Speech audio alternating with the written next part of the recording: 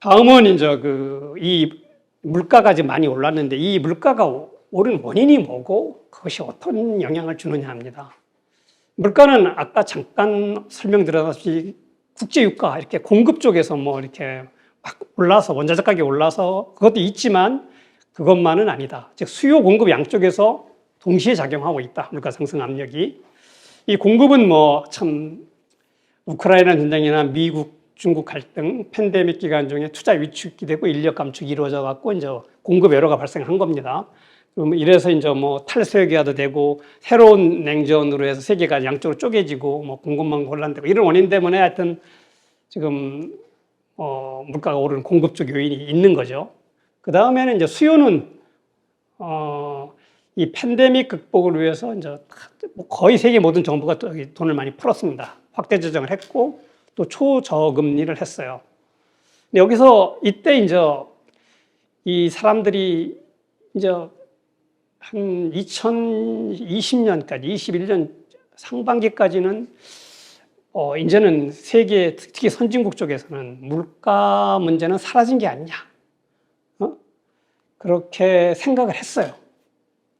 그런데 보니까 사라진 게 아니다. 결국 돈을 풀고 확대 재정을 하면은 물가는 오를 수밖에 없다라는 것. 즉 경제 기본 원칙이 아직도 그냥 살아있다. 그리고 이번에도 다르지 않다. 결국은 같다. 그러니까 돈을 풀면 물가는 오른다는 것이 그대로 나타난 거다. 그러니까 안 나타날 거라고 사람들이 생각을 했어요. 과거에 이제 2008년 세계 금융위기 때 돈을 엄청 풀었거든요.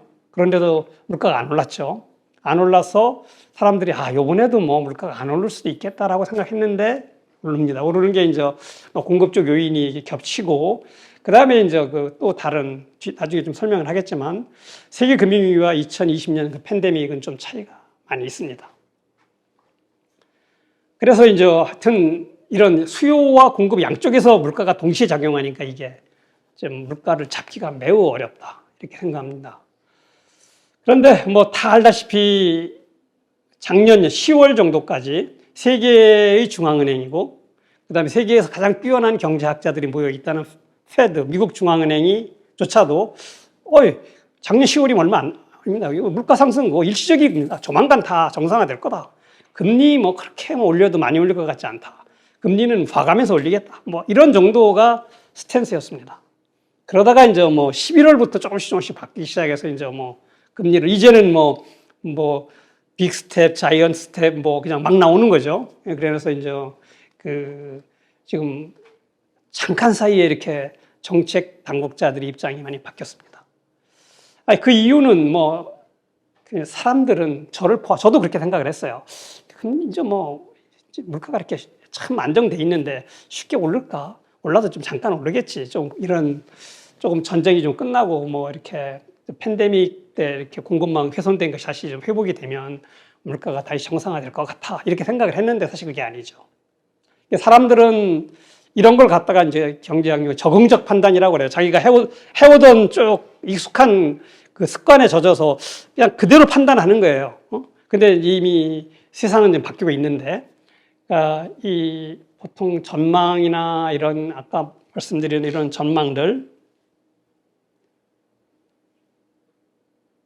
이런 전망들을 할 때는 다 전문가도 이 적응적으로 즉 과거의 습관에 맞춰 적응을 하기 때문에 경제가 급변할 때 이런 경제가 이런 전환점에 있을 때는 이런 경제학자들이 어떤 전망이 잘 안 맞습니다. 저런 것은 경제가 아주 안정돼 있을 때만 잘 맞아요.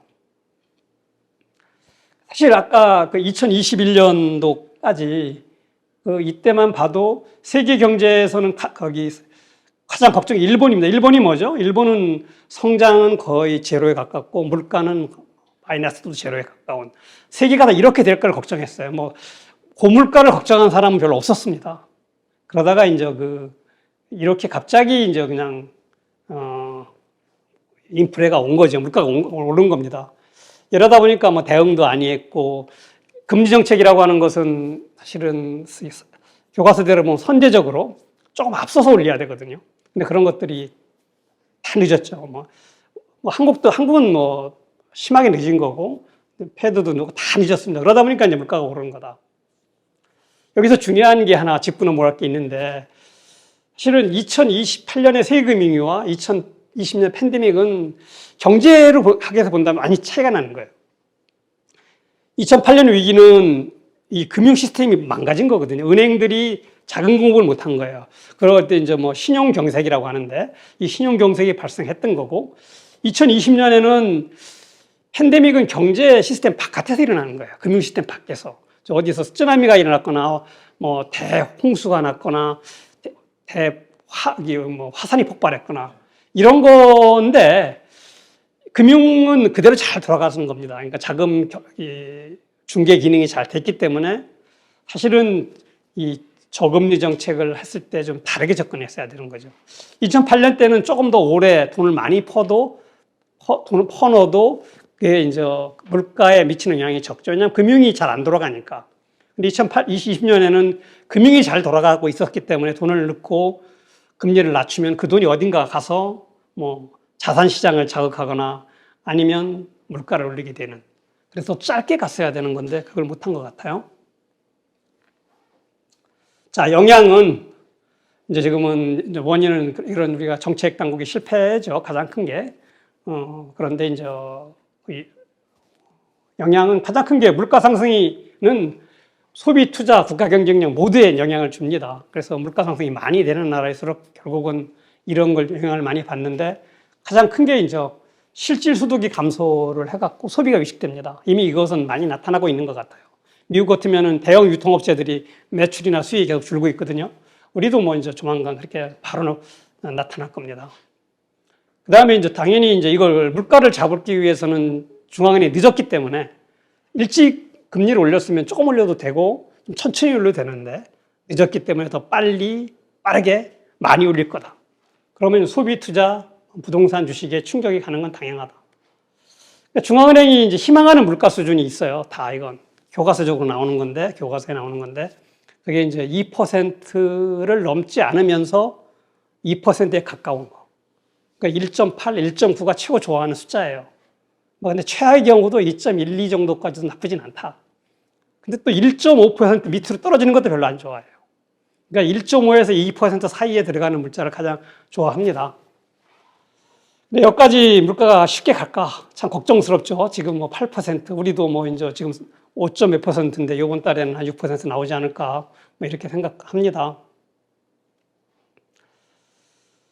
자, 그 다음에 이런 실질 소득이라든가 금리 인상 말고도 이제 가장 나쁜 게 물가가 오르면 분배 구조가 악화됩니다.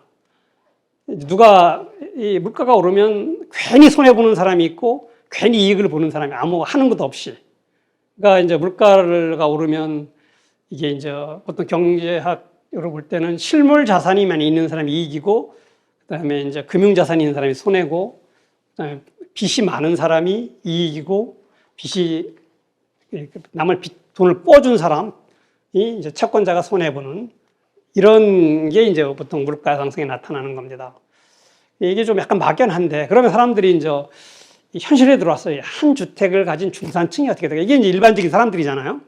보통 집 하나 갖고 이제 좀 괜찮게 살아가는 뭐 직장 생활을 하는 이런 중산층이 어떻게 될까?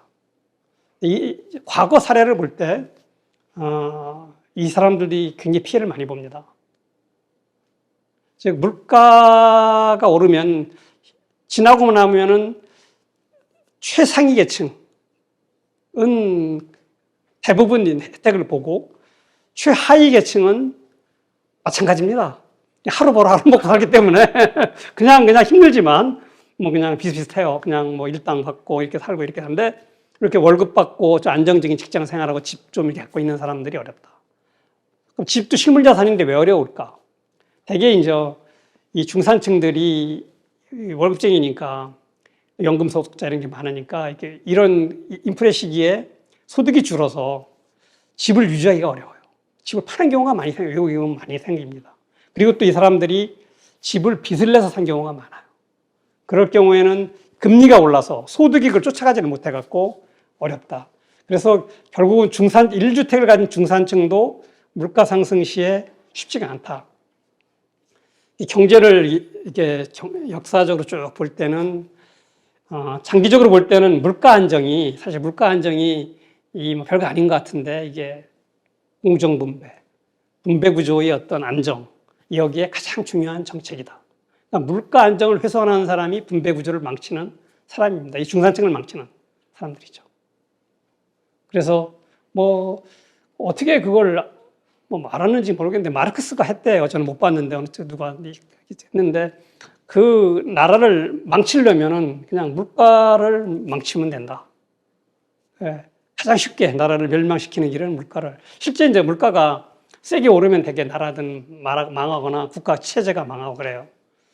그래서 뭐 이 중국도 이 국민당 정부가 망하고 목 대통령이 이긴 원인 중에 하나도 그 당시 이제 물가가 엄청 올랐다는 그런 거 있고 남북 전쟁 때도 뭐 다 물가가 올랐지만 남부가 훨씬 물가가 더 많이 두세 배 더 많이 올랐답니다.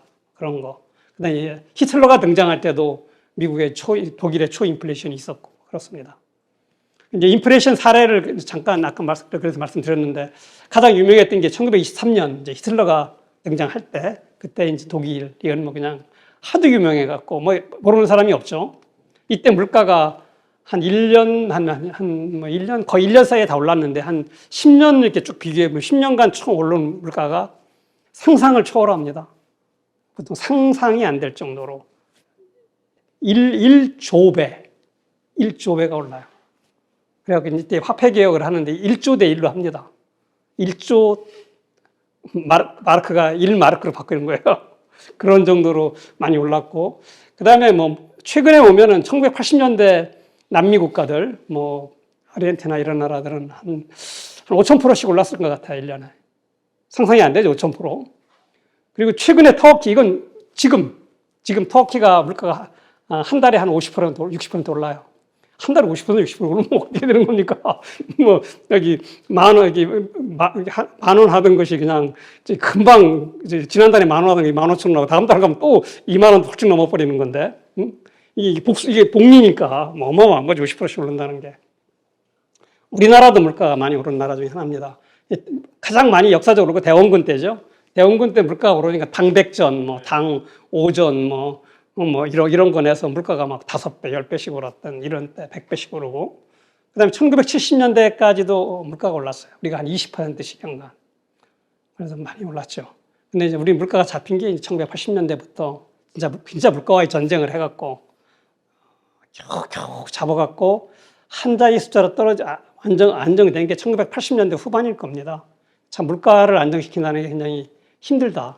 한 번 물가가 오르면 다시 안정되는 걸로 가는 게 어려워요. 이 터키 같은 나라들 참 어렵습니다. 그러니까 뭐 한다면은 그걸 가기 위해서는 막 자기 자국 통화 같은 것을 막 없애고 달러를 쓰고 막 이렇게 하면서 이제 그 물가를 안정시키는 아주 어려운 길을 가야 된다.